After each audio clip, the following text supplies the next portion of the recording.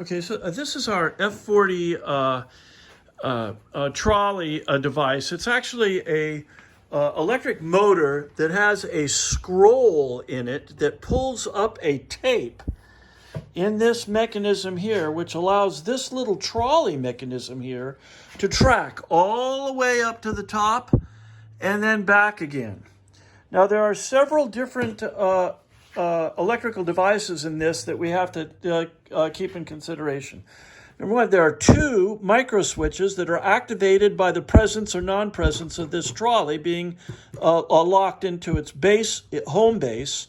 And there is one microswitch up at the top that also tells the body control computer what's happening with this particular trolley mechanism. So what we're going to do first is hook up this microswitch. Go ahead, Matt, and show that this microchip is currently closed when it's in the latched position.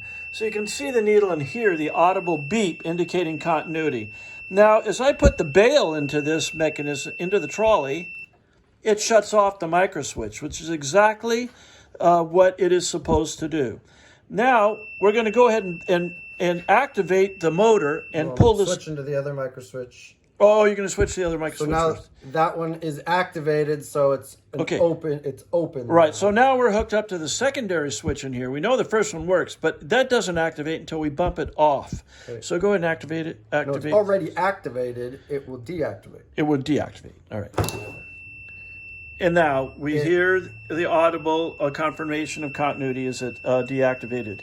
Now we're going to roll this. We're going to additionally now hook up for the upper micro switch. Now I'm on the upper. And you can hear and see on the unit that it is currently closed. And now we're going to roll the trolley all the way up. And it deactivates when it gets to the top, which is exactly what the logic of this microswitch controlled system is all about. Now, you want to roll her back down again and watch it latch into the base? Yeah.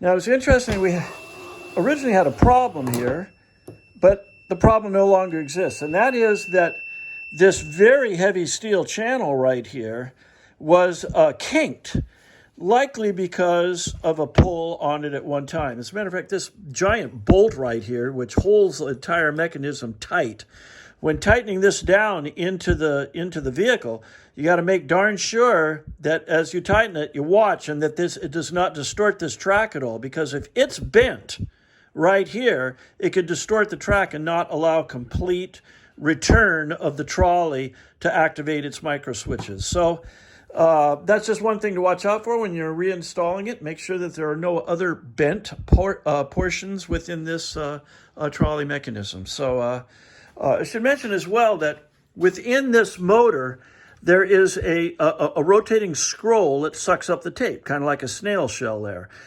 In it is a die-cast mechanism that tracks like a record player and follows the track.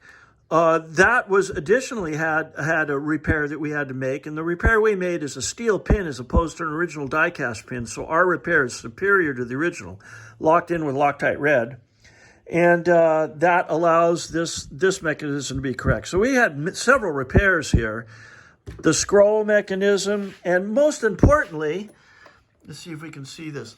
This grayed out material right here is a sandwich of stainless steel plates that we have riveted onto the original plastic appendage that slips through this metal retainer here and comes out at the tip and acts as a channel for the trolley to go into.